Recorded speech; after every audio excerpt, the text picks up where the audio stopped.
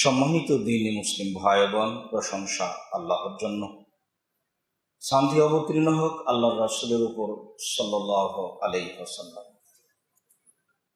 আমরা অবশ্য করোনা ভাইরাসকে লক্ষ্য করে দীর্ঘ সময় ধরে আলোচনা করে আসছিলাম পবিত্রতা ও নফল সালাত ও ফরজ সালাতের এবং সালাতের সময় সম্পর্কে। এতে আমাদের আরও অনেক গুরুত্বপূর্ণ আলোচনা রয়ে গেছে।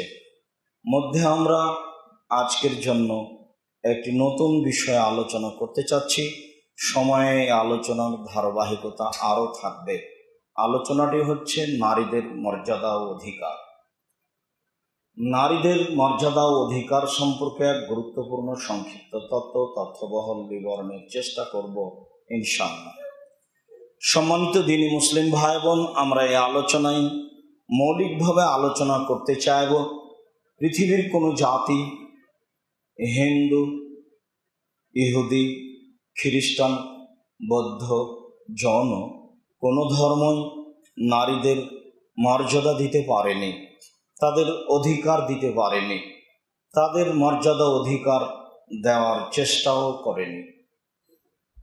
তবে ইসলাম ধর্ম নারীদের যথাযথ মর্যাদা অধিকার দিয়েছে, যা আমরা না বোঝার কারণে বা চেষ্টা না করার কারণে অধিকার ভোগ করতে পারছি না, গ্রহণ করতে পারছি না।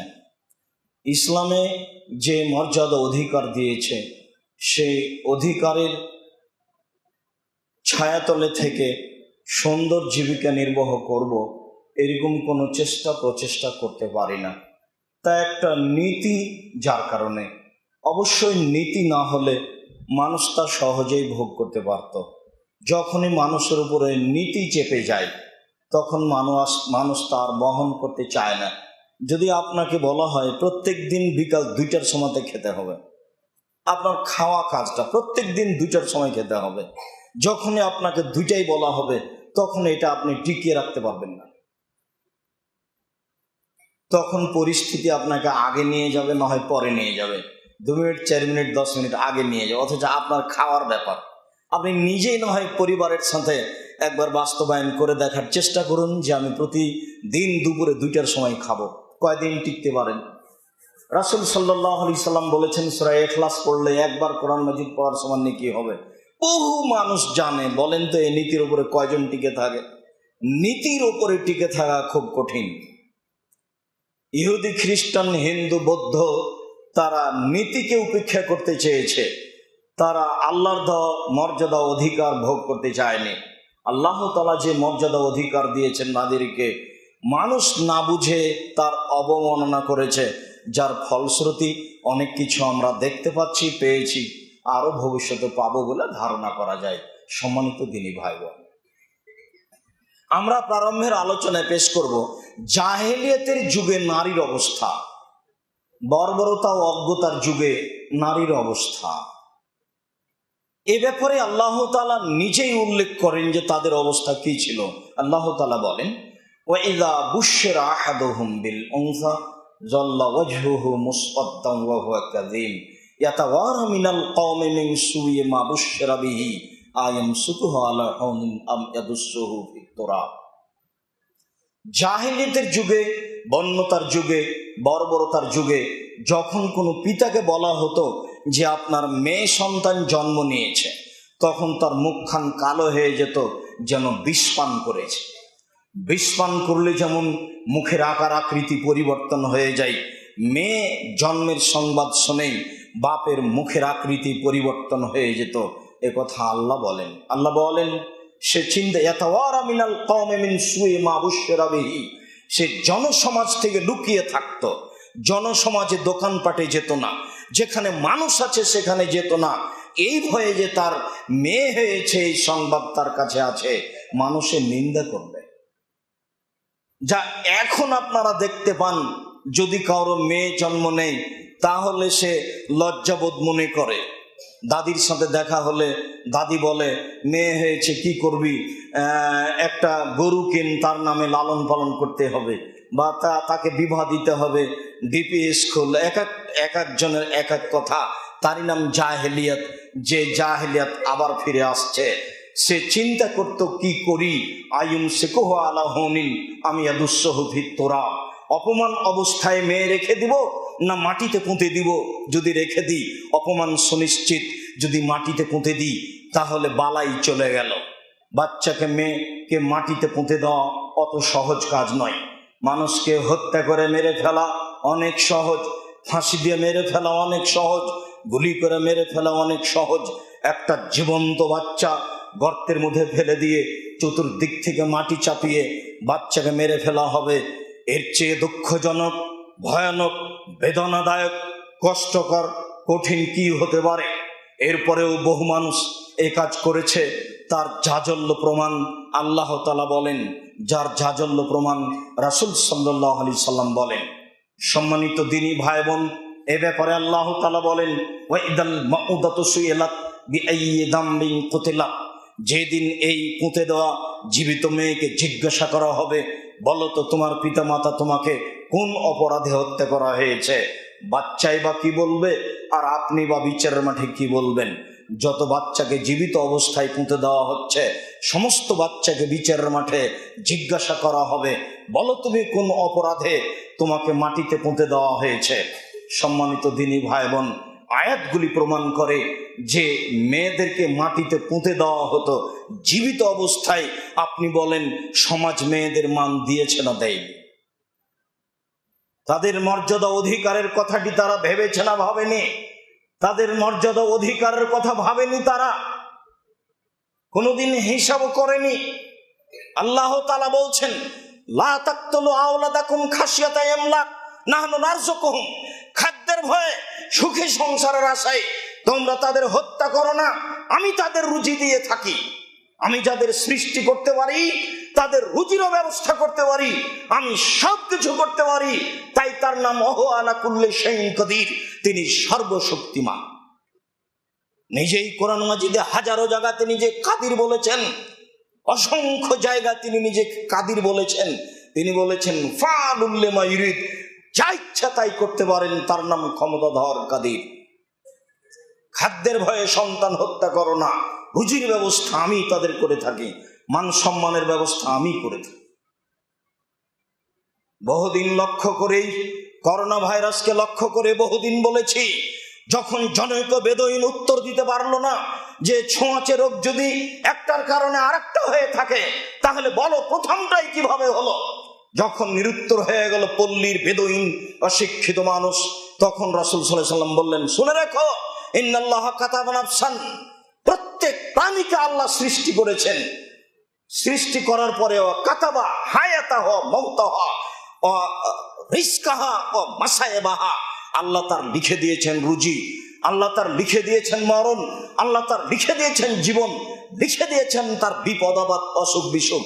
যা লিখে দিয়েছেন পৃথিবী সৃষ্টির 50,000 বছর পূর্বে, তাই হবে। পৃথিবীর কোন মানুষ, কোন ক্ষমতা যা লেখা হয়েছে তার পরিবর্তন ঘটাতে পারে না। তবে একটা পথ আছে, সেই পথ দিয়ে পরিবর্তন ঘটানো যায়। রাসূল সাল্লাল্লাহু আলাইহি ওয়াসাল্লাম বলেছেন, লা ইয়ারদুত-তাকদীর ইল্লা বিদ-দুআয়ে, প্রার্থনায়, দোয়াই মানুষের তাকদীরকে পরিবর্তন করে দিতে পারে। দোয়ার এত ক্ষমতা, প্রার্থনার এত ক্ষমতা। 50,000 বছর পূর্বে যা লেখা হয়েছে, মায়ের পেটে 4 মাসের দিন যে লেখা হয়েছে, সেটাকে দোয়ার ক্ষমতায় মিটিয়ে দেওয়া হয়, এ কথা রাসূল সাল্লাল্লাহু আলাইহি ওয়াসাল্লাম বলেন। এছাড়া অন্য কোনো পথ পন্থায় লিখিত ফায়সালা পরিবর্তন হবে না।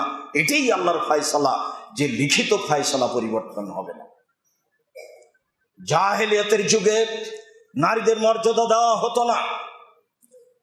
আবু হুরায়রা রাদিয়াল্লাহু তাআলা আনহু বলেন, রাসূল সাল্লাল্লাহু আলাইহি ওয়াসাল্লাম বলেছেন, ইন্নাল্লাহা হাররামা উকুকাল উম্মাহাত ওয়া আদাল বানাত মানাওয়াহাতিন, নিশ্চয় আল্লাহ তাআলা চিরতরে মায়ের অবাধ্য চলাকে হারাম করেছেন। মনে হচ্ছে যে মাটির উপরে সবচেয়ে খারাপ মানুষ আমার মা।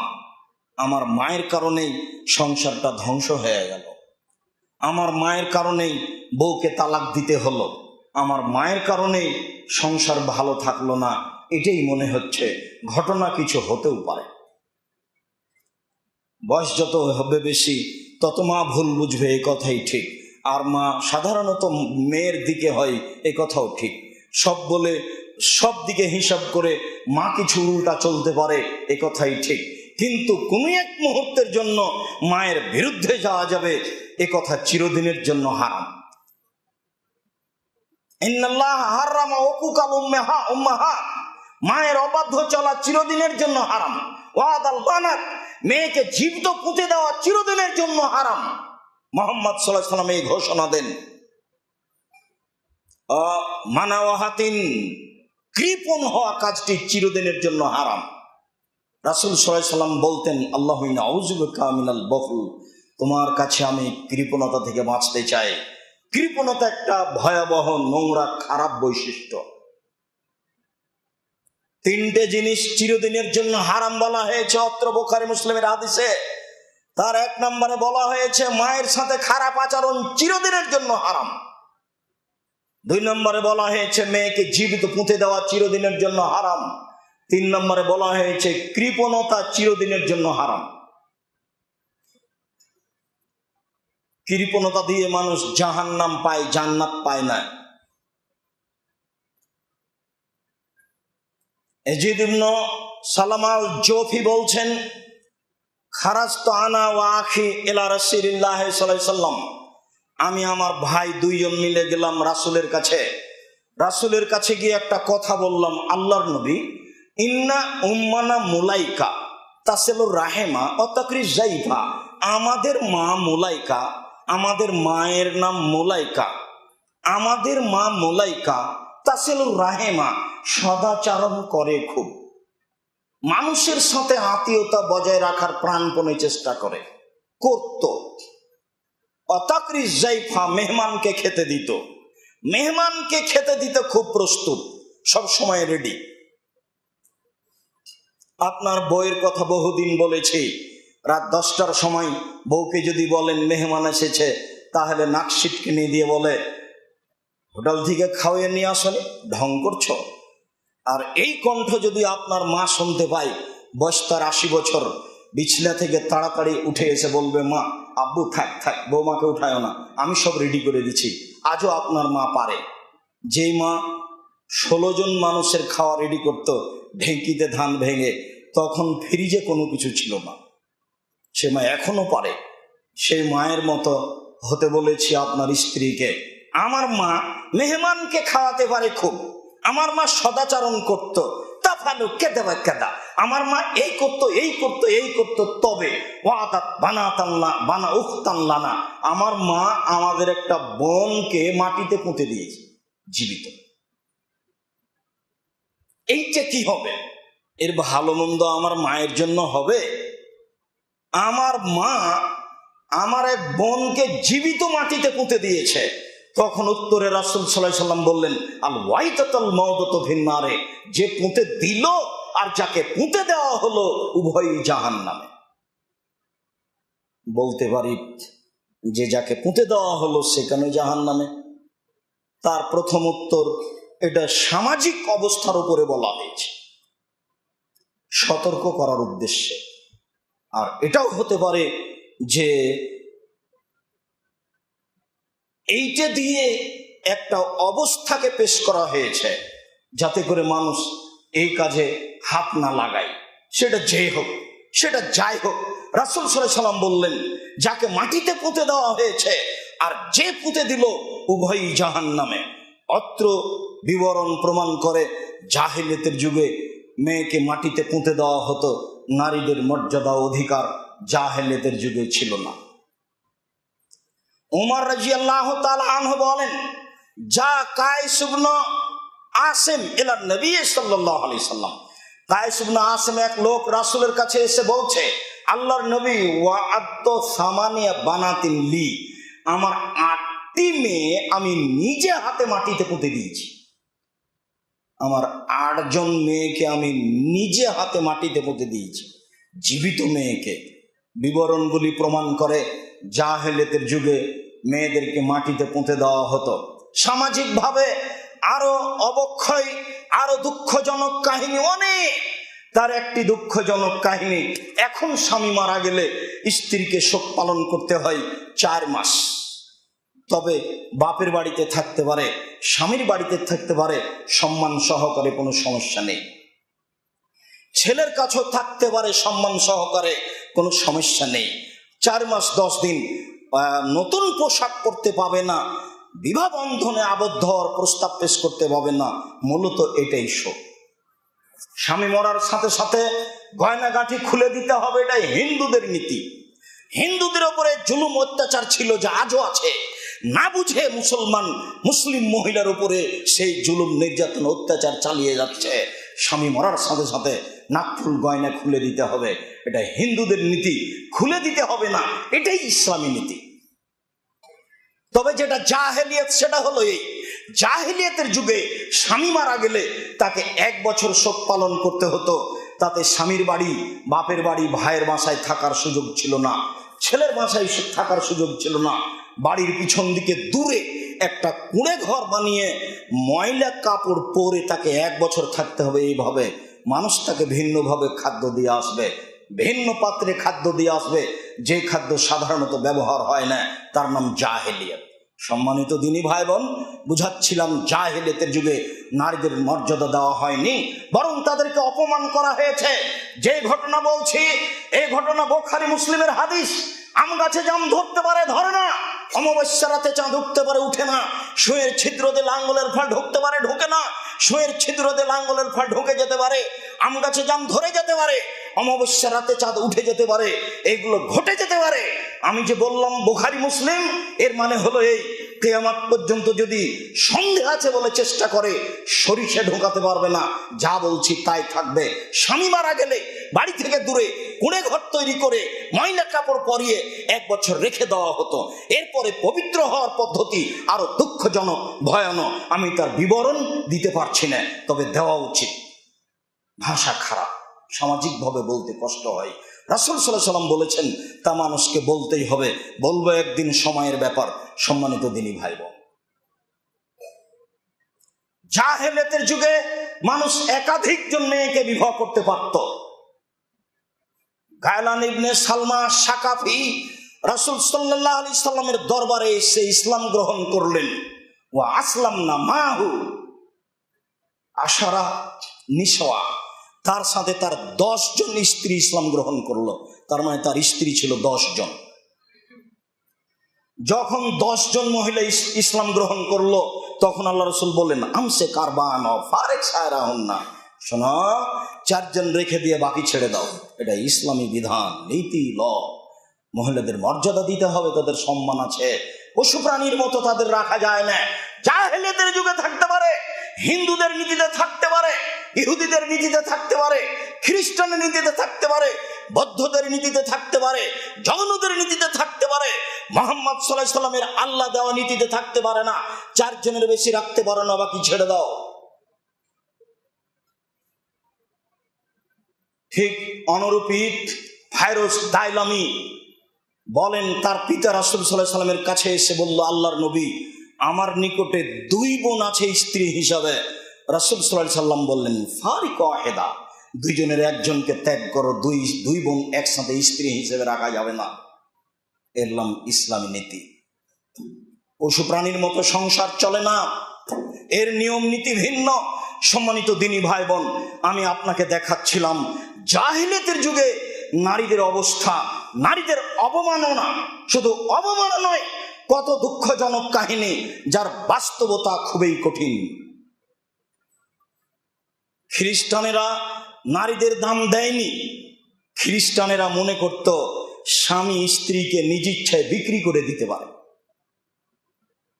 খ্রিস্টানেরা আজও মনে করে যে স্ত্রী হচ্ছে মানুষের অন্তরে শয়তান প্রবেশের পথ। মহিলাদের মাধ্যম দিয়ে শয়তান মানুষের অন্তরে প্রবেশ করে। অতএব মহিলা হচ্ছে মানুষের অন্তরে শয়তানের প্রবেশের পথ। মহিলা মানে শয়তানের প্রবেশের পথ। কোথায় ঢুকবে? মানুষের মধ্যে ঢুকবে। এই জন্য মহিলা আসলে সমাজ তৈরি করবে, আহল পরিবার তৈরি করবে, এই জন্য মহিলা নয়। কত বড় ন্যাক্কারজনক নোংরা মন্তব্য! একথা খ্রিস্টানরা বলে আসছে, করে আসছে। তারা বলেছে মহিলারা হচ্ছে আত্মাবিহীন প্রাণী, যাদের আত্মা নেই। এটা একটা বস্তু, মানুষের উপকারার্থে আছে, থাকবে না, চলে গেলে আর একটা নিয়ে আসতে হবে। তাই তো তাদের বিবাহ শাদী নেই, বুঝতে পারছেন না? বিবাহ হলেও সময়ের এক পর্যায়ে হয়। তাই তো তাদের পরিচয় মা দিয়ে বাপ দিয়ে নয়। এখন আবার স্কুল কলেজে মায়ের নাম লাগে, বাপের নাম লাগে না। অচিরেই বাপ যদি খুঁজে না পাওয়া যায় তখন কি হবে? এটা ইহুদিদের কৌশল, খ্রিস্টানের কৌশল। বহুদিন বলেছি, পরিকল্পনা করে ইহুদি, টাকা দিয়ে বাস্তবায়ন করে খ্রিস্টান, মাঠ করবে মুসলমান। ভাবতে পারেনি মুসলিম নারী নিজেকে জাতির কাছে অনেক কিছু করছে, আন্দোলন করছে, তার মানে মনে করছে যে নারীদের আমরা উপকার করছি। নারীকে উপকার করতে হলে আগে তাকে চিনতে হবে আমি কে।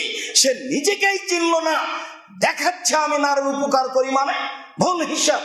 আর একজনের গায়ে হাত লাগাতে যায়, হিসাব করে না। মুসলিম দেশে বসবাস করে, আর একজন মুসলিমের গায়ে হাত লাগায় কোন সাহসে? বিবেচনা করে না। নিজের পায়ের নিচে মাটি নেই, অস্তিত্ব বলে কোনো জিনিস নেই, বিদ্যা বলে কোনো হিসাব নিকাশ নেই, নারীকে চিনতেই পারেনি, আর একজনের গায়ে হাত লাগায় কোন সাহসে? গায়ে হাত লাগার পূর্বে তাদেরকে জানতে হবে, তাদেরকে চিনতে হবে, ইসলাম ধর্ম বুঝতে হবে। এটা একটা মুসলিম দেশ হিসাব করতে হবে। জুলুম চিরদিন থেকে আজও থাকতে পারে। জাতির কাছে জুলুম থাকা সহজ, তবে জালেমের সহযোগিতা আল্লাহ চিরদিন করেননি। 950 বছর পরে হলেও ফের অনেকদিন ডুবেই গেছে। জালেমের সহযোগিতা আল্লাহ চিরদিন করেননি, এটাই চিরস্থায়ী কথা। একদিন আদ সামুদকে ধ্বংস হয়ে যেতে হয়েছে। আল্লাহ তাআলা বলেছেন, লাম ইখলাক মিসলুহা ফিল বিলাদ। আদের মতো শক্তিশালী জাতি, সামুদের মতো শক্তিশালী জাতি আমি আল্লাহ পৃথিবীর কোন দেশ আর কখনো সৃষ্টি করব না, কোনোদিন করিনি। কিয়ামত পর্যন্ত তাদের মতো শক্তিশালী জাতি আল্লাহর কখনো কোনো দেশে সৃষ্টি করবেন না। সেই জাতীয় সময়ের গতিতে ধ্বংস হয়ে গেছে, নিজেকে টিকাতে পারেনি। জুলুম করা যায় সহজেই, কিন্তু জুলুম করে চিরদিন টিকা যায় না। তার প্রমাণে জাজল্য প্রমাণ। ফেরাউন, আদ সামুদ, নমরুদ, এগুলো থাকার পরেও ভুল বুঝে চিন্তা ভাবনা করেন কি করে? সম্মানিত দিনী ভাই বোন, মুসলিম ভাই বোন, বলছিলাম কোন জাতি নারীদের মর্যাদা দেয়নি। ইহুদিরা দেয়নি নারীদের মর্যাদা, খ্রিস্টানেরা দেয়নি নারীদের মর্যাদা। আজও খ্রিস্টান মনে করে নারীরা কোনো বাপের অর্থ সম্পদ পাবে না, জমি জায়গা পাবে না।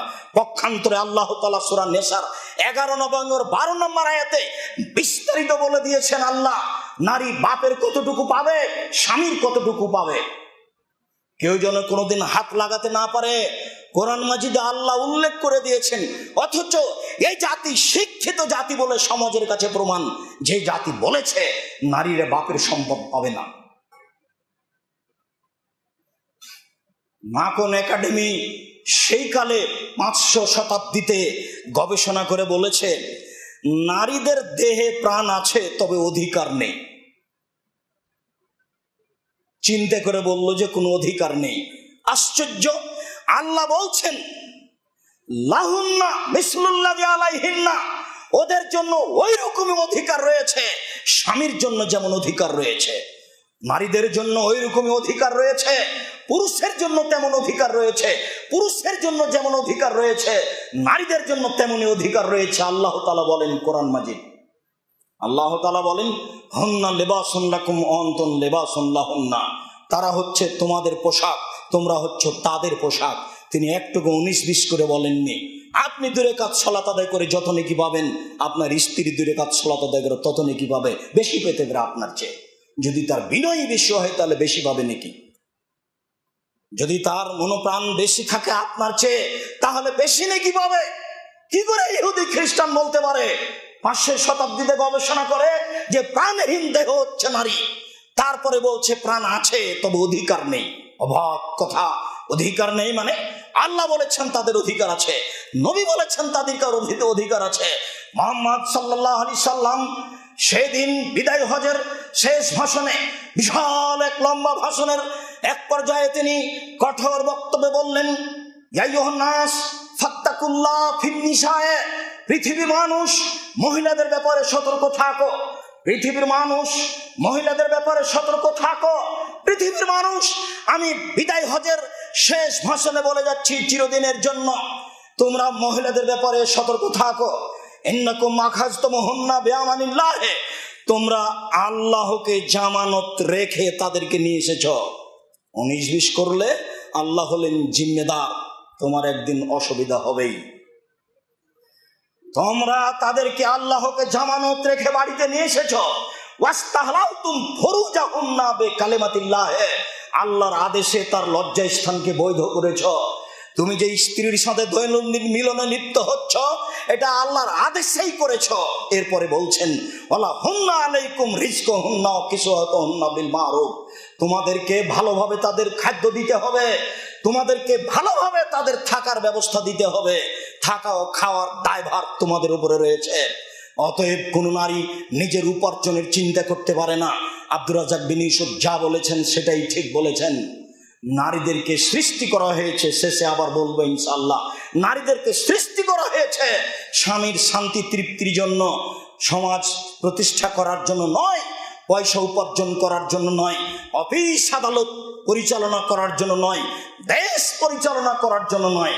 তাদেরকে সৃষ্টি করা হয়েছে সন্তান উপার্জনের জন্য, সন্তান লালন পালনের জন্য। আমি বলিনি, মহান আল্লাহ বলেছেন নিসাউকুম হারসুল লাকুম ফাতু হারসাকুম, তোমাদের স্ত্রী তোমাদের জমি, তোমরা তোমাদের জমিতে আসো সন্তান উপার্জনের জন্য, সন্তান উৎপাদনের জন্য, তোমাদের ইচ্ছে মতো। স্ত্রী হচ্ছে সন্তান উৎপাদনের জায়গা। আমি বলিনি, আল্লাহ বলেছেন। তোমার এত গরমের কথা কেন? তুমি গলা চিৎকার দিয়ে কথা বলো কেন?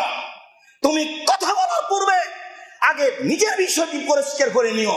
তুমি যদি হিন্দু হও তাহলেও তুমি ভুল পথে রয়েছ, আর তুমি যদি ইহুদি খ্রিস্টান হও তবুও তুমি ভুল পথে রয়েছ, আর তুমি যদি মুসলমান হও তাহলে তোমাকে বলতে হবে আজ থেকে ভুল হয়েছে, আমি আর জীবনে কোনোদিন এই পথে পা দেব না, আমার ভুল হয়েছে আব্দুর রাজ্জাক সাহেব, আমার ভুল হয়েছে, জীবনে কোনোদিন আমি এতে আর পা দেব না। আসলে রাসূল সাল্লাল্লাহু আলাইহি ওয়াসাল্লামের বিষয়টি আমি বুঝতে পারিনি। কে বলেছে? মুহাম্মদ সাল্লাল্লাহু আলাইহি ওয়াসাল্লাম শেষ ভাষণে নিজেই বলেন, তোমাদের উপরে রয়েছে তাদের রুজির দায়ভার, তোমাদের উপরে রয়েছে তাদের থাকার দায়ভার, থাকার তাদের দিতে হবে, রুজির তাদের দিতে হবে, এটা তোমাদেরকে। হাদিস বুখারী মুসলিম। মানে কিয়ামত পর্যন্ত আপনি কোনোদিন এর ভিতরে সন্দেহ ঢোকাতে পারবেন না। ইহুদিরা নারীদের দাম দেয়নি। ইহুদিরা বলেছে বাপ মেয়েকে ইচ্ছা করলে নিজের অধীনে রেখে দিতে পারে। ছি ছি ছি ছি ছি ছি ছি। ইহুদিরা বলেছে বাপ ইচ্ছা করলে মেয়েকে বিক্রি করে দিতে পারে। মেয়েকে বিক্রি করে দিতে পারে? মেয়েকে বিক্রি করবে কেন? কত বড় ঔরসজাত মেয়ে, তাকে জমি দিতে হবে, তাকে বাড়ি ঘর বুঝিয়ে দিতে হবে। বুঝিয়ে না দিলে সে জোর করে আদায় করে নিবে, কোর্ট কাচারি দিয়ে আদায় করে নিবে। তাই বহুদিন বলেছি তোকে ত্যায্য পুত্র করলাম, তোকে ত্যায্য পুত্র করলাম, তোকে ত্যায্য পুত্র করলাম। কোটিবার যদি বলে কোনো লাভ নেই, জমির ভাগ নিবেই, ওটা আল্লাহ বলেছে। কাজে এরকম নোংরা কথা বলার প্রয়োজন নেই। মেয়েকে বিশ্ববিদ্যালয়ে পড়তে আমি পাঠিয়েছি, মেয়ে ঘুরে একজন মদখোরের সাথে দেখতে কুৎসিত, এটা আমি জানি, তারপরেও পাঠাই। তাই একদিন চলে গেছে, তখন আমি বলছি তোকে ত্যায্য পুত্র করলাম। এরকম কাপুরুষমিতার চিরদিন নিন্দা করেছি, আজও করছি। তাকে বলছি যে মেয়ে গার্মেন্টসে কেন? মেয়ের দায়ভার তো আপনার উপরে, গার্মেন্টসে গেলে আপনার উপরে দায়ভার থাকলো। আমি গার্মেন্টসে কেন এই কথা বলেছি চিরদিন বলবো। কে বলেছে আমি ভুল পথে আছি? আপনি ভুল পথে আছেন, আপনার জাতি ভুল পথে আছে, আপনার হিসাব নিকাশ ভুল পথে আছে। আপনাকে আমি অশিক্ষিত বলে প্রমাণ করতে চাই, আগেও বলেছি, আজও বলছি, চিরদিন বলবো আপনাকে। আপনি এই কথা মনে রাখেন, আমি আব্দুর রাজ্জাক বিন ইউসুফ যদি আপনাকে অশিক্ষিত প্রমাণ করতে না পারি, জাতির সামনে কথা বলবো না। কি বলতে চান আপনি? কেন এ কথা আপনি বলবেন? আমি তো বলেছি ও গার্মেন্টসে কেন, আমি কেন বলবো? মুহাম্মদ সাল্লাল্লাহু আলাইহি ওয়াসাল্লাম বলেছেন, বিদায় হজের শেষ ভাষণে তিনি বলেছেন তার খাওয়ার দায়ভার বাপের, স্বামী, তার খাওয়ার দায়ভার বাপের, বাড়ি থাকার ব্যবস্থা তার বাপের, তার স্বামীর। সম্মানিত দিনী ভাই বোন, ইহুদি তাদের মর্যাদা দেয়নি, ইহুদিরা তাদের জমি জায়গা দিতে পারে না, হিন্দুরা তো দেয় না। এ তো সবার জানা কথা। হিন্দুদের কত নির্যাতন নারীদের উপরে তার হিসাব নেই। নির্যাতনের পাতা উঠালে ভরি ভরি পাতা দেখতে পাবেন। সতীদাহ প্রথা উঠে গেলেও আজও যার স্বামী মারা গেছে সে মেয়েকে খারাপ দৃষ্টিতে দেখা হয়। হিন্দু অবস্থায় কোনো মহিলার স্বামী মারা গেলে আর একজন তাকে বিবাহ করতে চায় না। সতীদাহ প্রথার আমি আর বিস্তারিত বলতে চাচ্ছি না, আপনি দেখতে পারেন। খুব খারাপ লাগে। রাজা রামমোহন রায় বলছে, আমি লেখাপড়ার এক পর্যায়ে বাড়িতে আসলাম, দেখি ওইখানে ধাঁধা ধাঁধা করে আগুন জ্বলছে, মানুষ চতুর্দিক থেকে লাঠি দিয়ে পিটাচ্ছেন। ঘটনা কি? স্ত্রীকে তার স্বামীর সাথে জ্বালিয়ে দেওয়া হচ্ছে। তেল দিয়ে, ঘি দিয়ে, উপরে খড়ি দিয়ে স্বামী স্ত্রীকে রশি দিয়ে চেপে বেঁধে দেওয়া হয়েছে। আরো কত কি! বিস্তারিত দেখতে চাইলে দেখতে হবে কেন এই নির্যাতন, কি তার প্রতিকার, কেন এই নির্যাতন, কি তার প্রতিকার। বিস্তারিত দেখতে হলে দেখতে হবে সম অধিকার নয়, মর্যাদা চাই। বিস্তারিত দেখতে হলে দেখতে হবে কেন হব অবরোধবাসিনী। বেগম রোকেয়ার কথা আপনাকে আমি বলবো। বেগম রোকেয়া অবরোধবাসিনীর প্রবন্ধে ইনিয়া বিনিয়া যেটা উনি দেখতে চেয়েছেন সেটা হলো এই, পর্দাই হচ্ছে অবরুদ্ধ থাকা, আর পর্দাহীনতাই হচ্ছে স্বাধীনতা। পর্দাহীনতাই হচ্ছে স্বাধীনতা। বেগম রোকেয়ার উপরে মন্তব্য করার পূর্বে অবরোধবাসিনী বইটা 10 বার পড়তে হবে, আমার উপরে কিছু কথা না বলে। আমি তো যা বলেছি বলেছি, আপনি কি বলবেন সে অপেক্ষায় আমি আছি। আপনি এখন যা বলেছেন আমি এটা চাইনি, কেননা আপনাকে মুসলিম মনে না করলেও মানুষ মনে করি। অবরোধবাসিনী বইটা 10 বার পড়তে হবে, তারপর মন্তব্য করবেন। পর্দাহীনতাই হচ্ছে স্বাধীনতা, এটা তার কলম। সম্মানিত দিনী ভাই বোন, হিন্দুদের মেয়েদের 10টি বিবাহ করার পদ্ধতি, তার একটি পদ্ধতি হল রাক্ষসী বিবাহ। বিবাহ দিবে না তার বাপ, জোর করে কপালে টিপ দিতে পারলে বিবাহ হয়ে যাবে, এটা হিন্দুদের বিবাহ। এই টিপ দেওয়া প্রথা এসেছে তাদের পক্ষ থেকে। মুসলিম মহিলারা কপালে টিপ দিতে পারে না, কেননা নীতি হিন্দুদের। হিন্দু মেয়েরা বাপের অর্থ সম্পদ জমি জায়গা পায় না। সতীদাহ প্রথার একটা ঘটনা আছে যে কালীমতি এক মেয়ে 4 বছরে বিবাহ হয়েছিল, 6 বছরে স্বামী মারা গেছে, তাহলে এখন বিধবা, 6 বছরে বিধবা।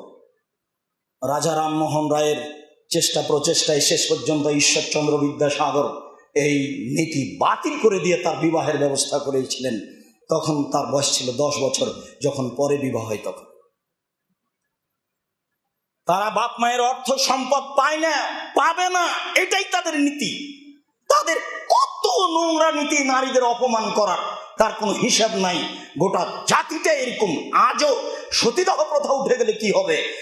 ভারতের বহু জায়গাতে এরকম আছে যে নির্ধারিত গাছের নিচে গিয়ে দেবদেবীর সন্তুষ্টির লক্ষ্যে যুবতী মেয়েকে বলি দিতে হবে।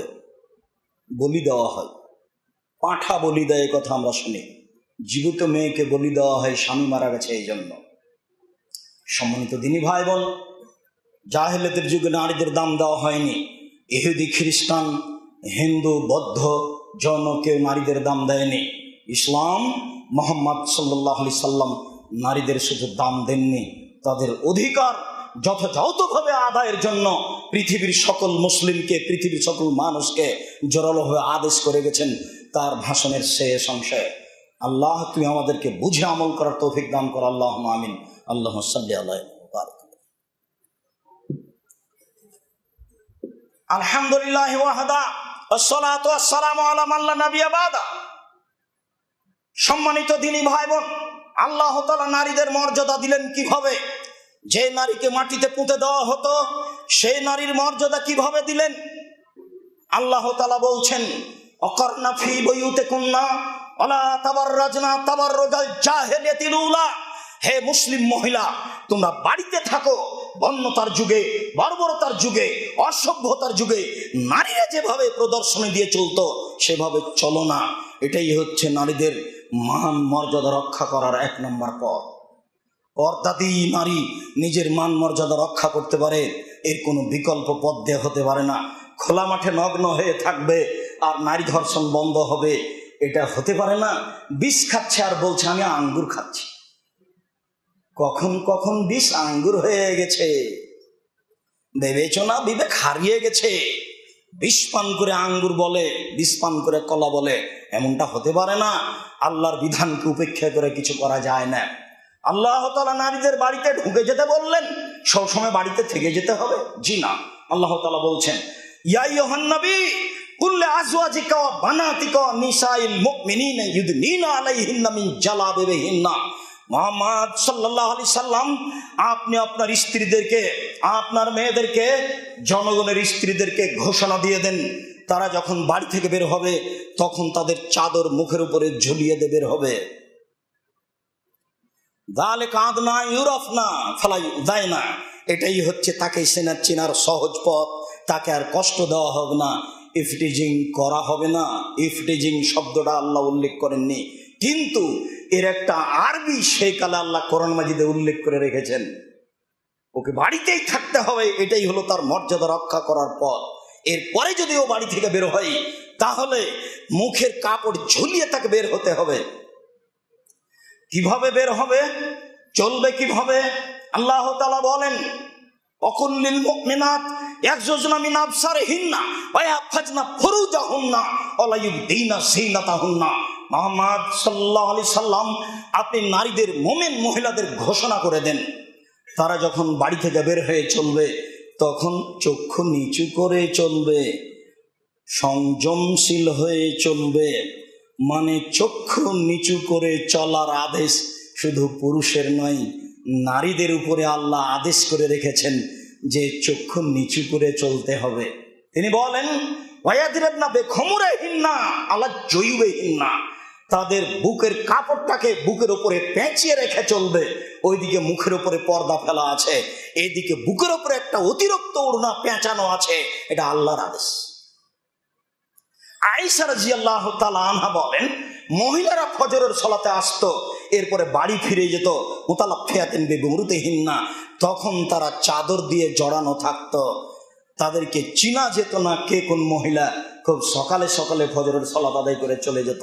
আয়েশা রাদিয়াল্লাহু তাআলা আনহা তার বাস্তব দেখে দেখে কথা নকল করেন যা আল্লাহ বলেছেন।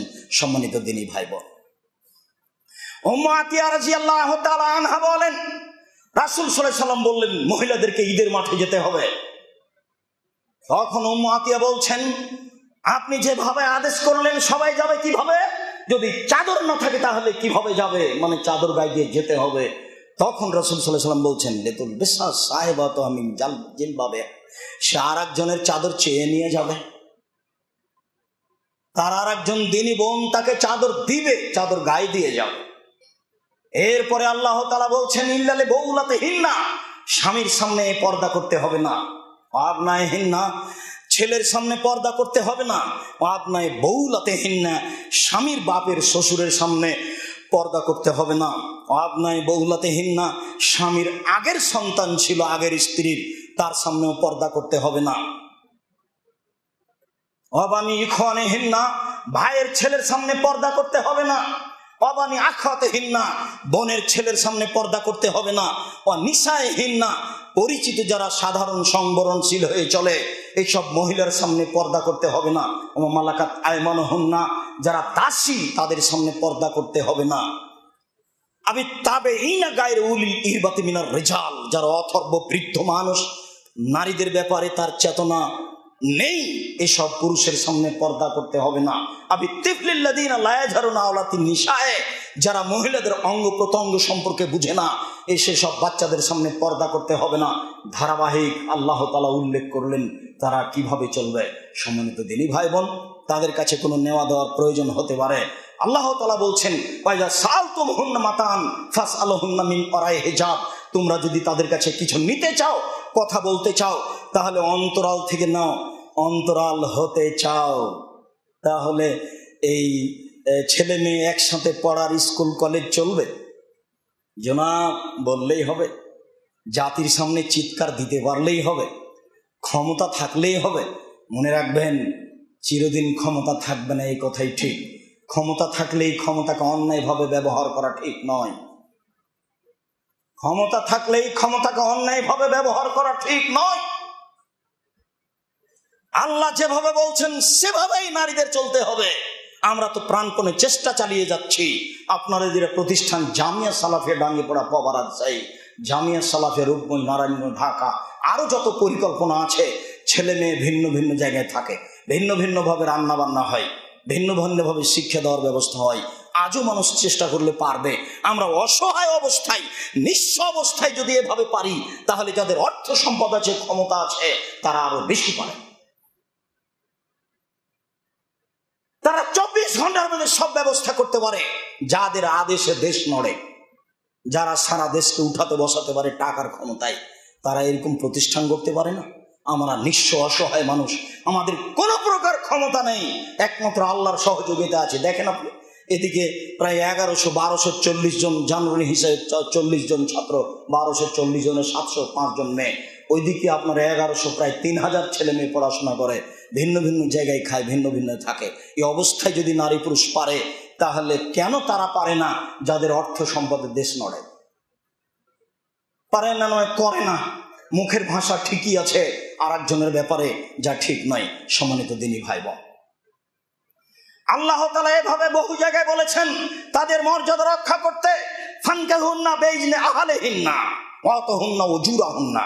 পৃথিবীর মানুষ কোন মেয়েকে স্বেচ্ছায় বিবাহ করতে পারো না, তার বাপকে বলে বিবাহ করতে হবে, মোহর দিয়ে বিবাহ করতে হবে। এই আদেশ কখনো ছিল না। তাদের কত মর্যাদা রক্ষা করা হয়েছে, কি দিয়ে বুঝায় আপনাকে? কোন মেয়ে যদি এমনি বিবাহ বসে, রাসূল সাল্লাল্লাহু আলাইহি ওয়াসাল্লাম বলেছেন সে বিবাহ বাতিল, সে বিবাহ বাতিল, সে বিবাহ বাতিল।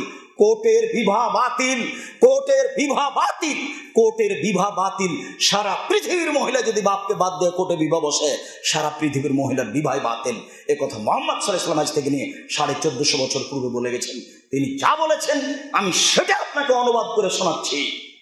সন্দেহের কিছু নেই, অস্পষ্টতার কিছু নেই। সম্মানিত দিনী ভাই বোন, রাজশাহী, চাঁপাইনবাবগঞ্জ, নওগাঁ, নাটোর এসব এলাকায়, রংপুর, লালমনিরহাট, নীলফামারী, কুড়িগ্রাম, পঞ্চগড়, ঠাকুরগাঁ এসব ডিস্ট্রিক্টে উকিল বাপ হয়, তবে সেদিন থেকেও বাপ হয়ে যায় না। চট্টগ্রামে ওসব এলাকায় উকিল বাপ যেদিন হয়েছে বিবাহের দিন, সেদিন থেকে উকিলই বাপ, আর নিজের বাপ বাপ নয়। ওই বাপই যাতায়াত করে, ওই বাপের বাড়িতে মেয়ে বেড়াতে আসে। অবাক কথা, উকিল বাপ, উকিল বাপই হারাম, উকিল বাপই হারাম। মেয়ের দাম আছে। মেয়ে বিবাহ দিতে দিতে বিকৃত হয় কি করে? বাপ কি মেয়েকে বেঁচে দিয়েছে? জি না। বাপের জমি যাবে, জমি পাবে, জায়গা পাবে, অর্থ সম্পদ পাবে, বাড়ি পাবে, সব কিছু বাপকে বুঝিয়ে দিতে হবে। কথা আল্লাহ তাআলা বলেন সূরা নিসা 11 নম্বর 12 নম্বর আয়াত। সম্মানিত দিনী ভাই বোন, কিসের উকিল বাপ? উকিল বাপ চিরদিনের জন্য হারাম। চাঁপাইনবাবগঞ্জ জেলার বিবাহের শুরু থেকে নিয়ে শেষ পর্যন্ত যা আছে সবই হারাম। আমি আব্দুর রাজ্জাক বিন ইউসুফ চাঁপাইনবাবগঞ্জের একজন মানুষ হিসাবে আমার জানা নাই চাঁপাইনবাবগঞ্জ জেলার বিবাহের শুরু থেকে নিয়ে শেষ পর্যন্ত কোন একটা জিনিস জায়েজ। আমার জানা অনুযায়ী সবই হারাম। ইচ্ছা করে কিছু করা যায় না, ভুল হিসাব। সম্মানিত দিনী ভাই বোন, রাসূল সাল্লাল্লাহু আলাইহি সাল্লাম নারীদের যে মর্যাদা দিয়েছেন, সেই মর্যাদা নিজেকে কুড়িয়ে নিতে হবে, কেউ জোর করে দিবে না। তিনি বলেন আদ-দুনিয়া কুল্লুহা মাতা ওয়া খায়রু মাতাইদ দুনিয়াল মারাতু সালেহা। সারা পৃথিবীর সম্পদ, সবচেয়ে দামি সম্পদ নারী। এটা কি হলো বলেন তো দেখি? হাদিস তো বুখারী মুসলিম। নারী কি বুঝে তার মর্যাদা কি? সারা পৃথিবীর সম্পদ, আপনিও আছেন তার মধ্যে, কিন্তু আপনি দামি সম্পদ নন। আপনার বিল্ডিং আছে, তার মধ্যে আপনার দামি সম্পদ নয়।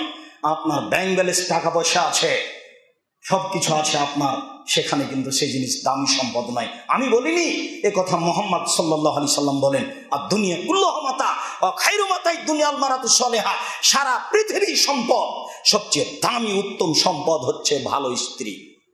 মহিলাই হচ্ছে সবচেয়ে দামি সম্পদ। এ কথা রাসূল সাল্লাল্লাহু আলাইহি সাল্লাম বলেন। সম্মানিত দিনী ভাই বোন, আজকের বিস্তারিত আলোচনা করতে না পারলেও খুব দ্রুত কয়েকটি গুরুত্বপূর্ণ কথা বলে নিচ্ছি। দামি সম্পদ নারী, সবার চেয়ে বিশেষ দামি। সেখানে পুরুষের কোনো অধিকার নেই।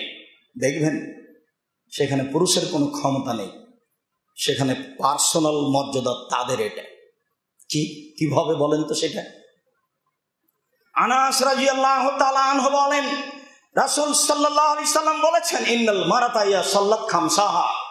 মহিলারা যদি 5 ওয়াক্ত সালাত আদায় করতে পারে, ও সামাত শাহরাহা, রমজান মাসে সিয়াম পালন করতে পারে, ও আহসানাত ফারজাহা, যদি জেনায় লিপ্ত না হয়, ও আতাত বালাহা, স্বামীকে যদি মেনে চলে, ফালতাদখুল মিন আই আবওয়াবিল জান্নাহ শাআত, জান্নাতের যে কোনো দরজায় ইচ্ছা করলে ঢুকে যাবে।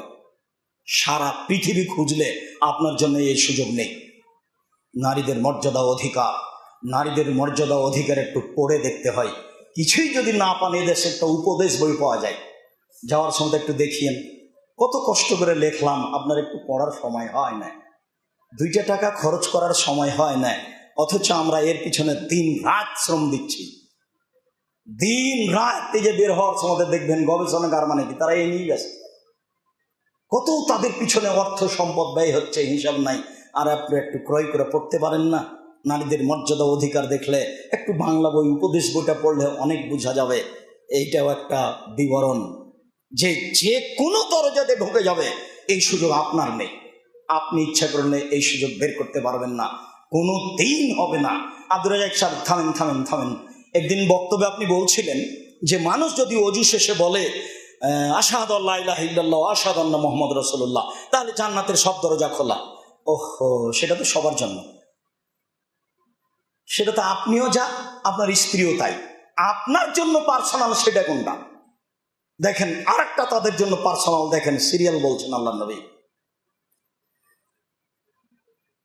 খায়রুল রাজুলে আল্লাযী ইয়াদখুলুল জান্নাহ, আর নবীও ফিল জান্নাহ, নবীগণ জান্নাতে যাবেন।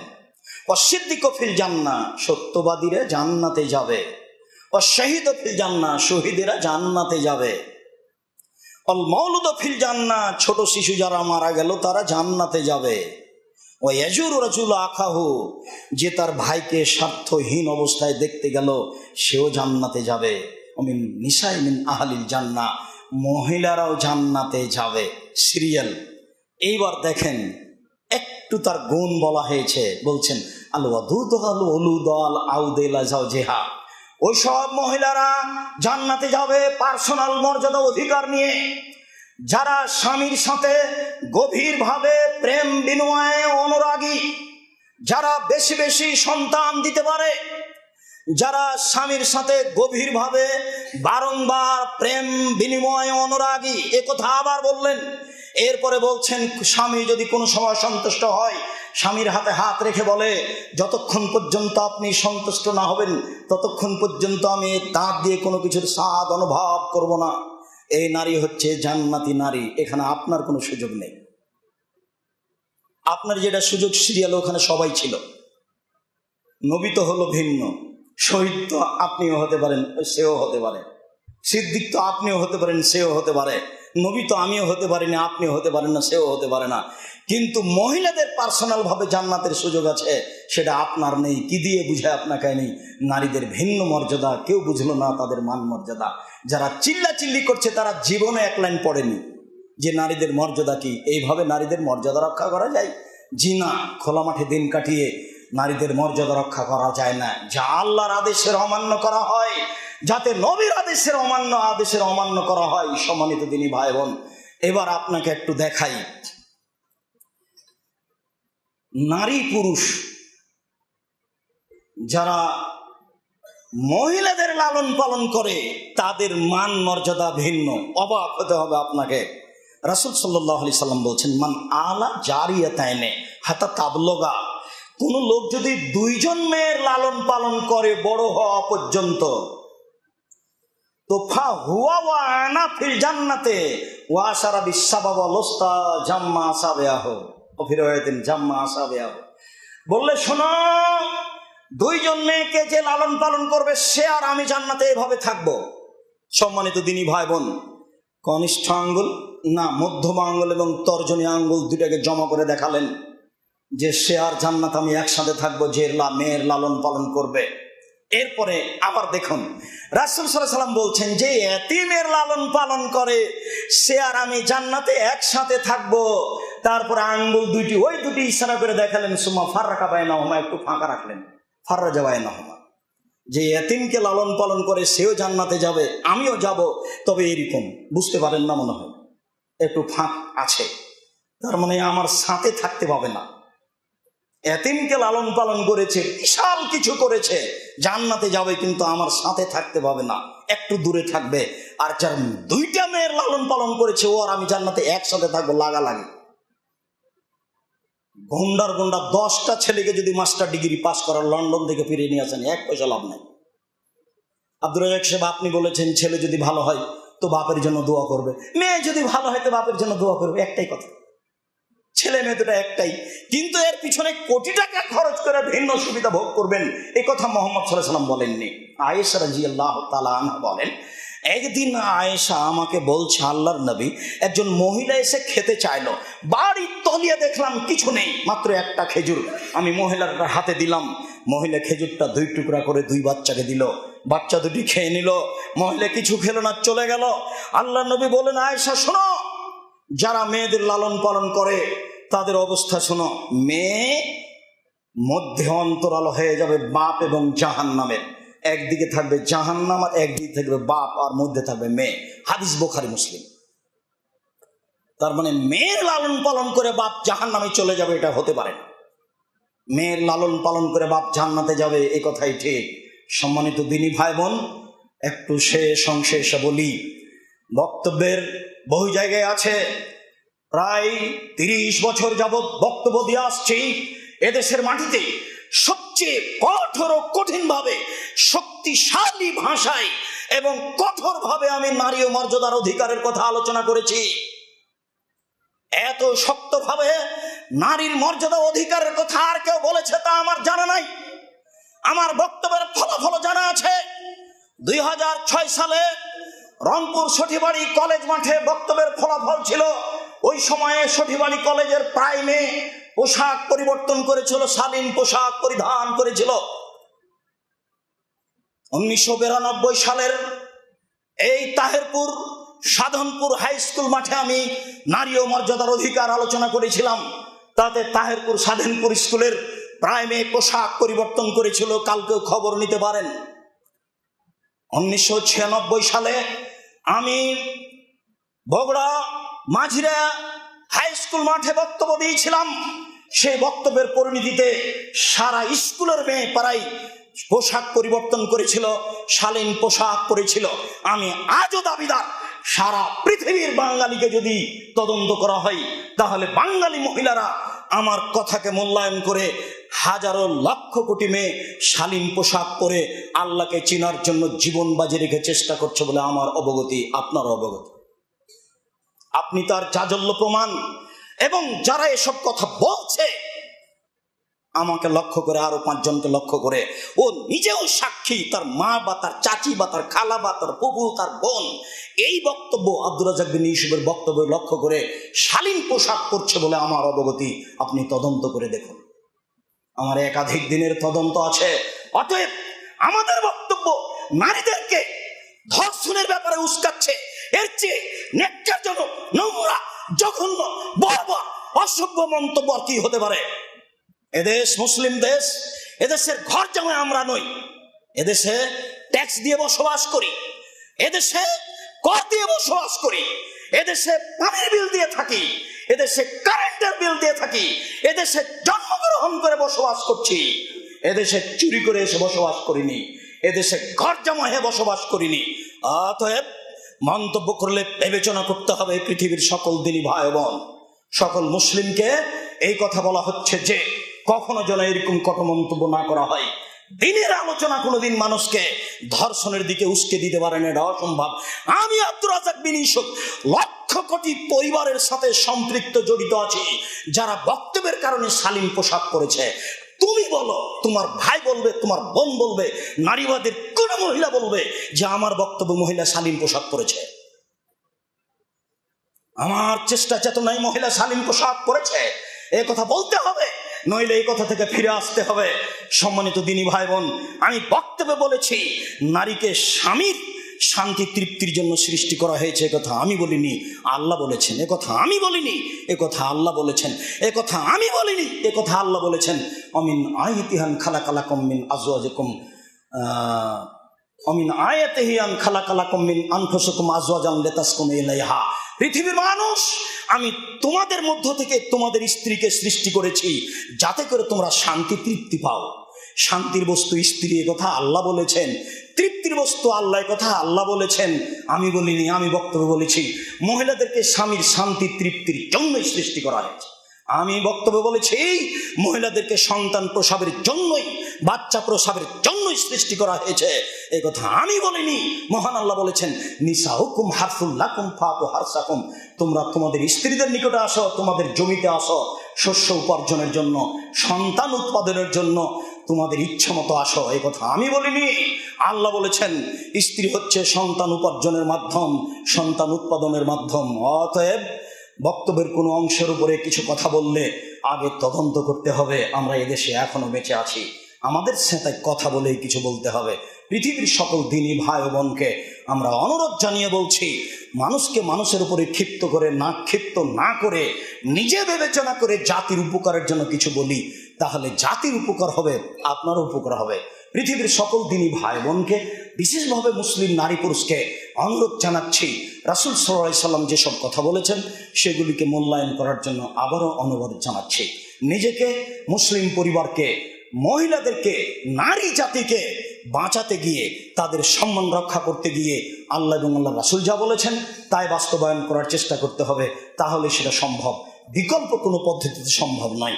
বিস্তারিত দেখার জন্য অন্যান্য বই সহ দেখতে পারেন কেন নির্যাতন কি তার প্রতিকার, দেখতে পারেন সম অধিকার নয় মর্যাদা চাই, দেখতে পারেন কেন হব অবরোধবাসিনী। এই বইগুলো আপনার রাস্তায় আছে, আপনি যে কোনো সময়ে সংগ্রহ করতে পারেন। বলছিলাম সম্মানিত দিনী ভাই বোন, আপনাদের উপরে আমার আকুল আবেদন, জোরালো দাবি, আপনারা নিজের জন্য যেমন দোয়া করেন, আহাল পরিবারের জন্য যেমন দোয়া করেন, আমিও আপনাদের জন্য, আপনাদের আহাল পরিবারের জন্য দোয়া করি। আমার একটি দাবি রক্ষা করবেন, সেটা হলো আল্লাহ তুমি জামিয়া সালাফিকে কবুল করো। আমরা মানুষ হিসেবে যদি কোনো ভুল ত্রুটি থাকে তাহলে সেটা সংশোধন করে দাও। সকল দিনী ভাই বোনকে জামিয়া সালাফির সমস্ত কাজে দানের হাত প্রশস্ত করার জন্য অনুরোধ জানাচ্ছি। জামিয়া সালাফিয়া ডাঙ্গিপাড়া পাওয়ার রাজশাহীর বাইতুল হাম জামে মসজিদের দ্বিতীয় তালার কাজ চলছে, পরের অংশ ছাদ হতে যাচ্ছে। এই ব্যাপারে সকল দিনী ভাই বোনকে দানের হাত প্রশস্ত করার জন্য অনুরোধ জানাচ্ছি। আমি আব্দুর রাজ্জাক বিন ইউসুফ আপনাদের অর্থ সম্পদের জন্য, আপনাদের আহাল পরিবারের জন্য আন্তরিকভাবে দোয়া করি। আল্লাহ আপনাদের অর্থ সম্পদে বরকত দান করুক, আল্লাহ আপনাদের ছেলে মেয়েকে হেফাজতে রাখুক, যারা মারা গেছে তাদেরকে আল্লাহ মাফ করুক। আল্লাহ আমাদের যারা মারা গেছে তুমি তাদের কবরের শাস্তি মাফ করো, আমরা যারা অসুস্থ তুমি তাদের আরোগ্য দান করো, আমরা যারা বেঁচে আছি তুমি তাদেরকে তোমার রাসূলের পদ্ধতি অনুযায়ী চলার তৌফিক দান করো।